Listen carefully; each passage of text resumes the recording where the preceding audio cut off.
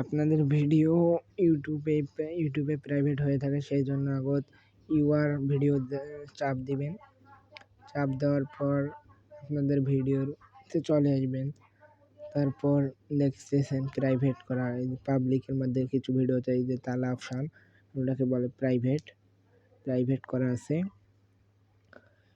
এখন প্রাইভেট থেকে পাবলিক করার জন্য এই থ্রি ডট দেখতেছেন ভিডিওর ডান পাশে, অনেক ক্লিক করে এডিটে চাপ দেবেন।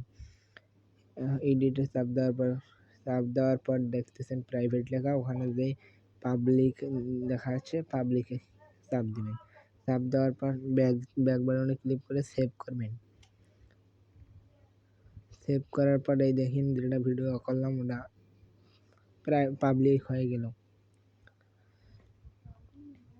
এইভাবে ভিডিও প্রাইভেট থেকে পাবলিক করবেন।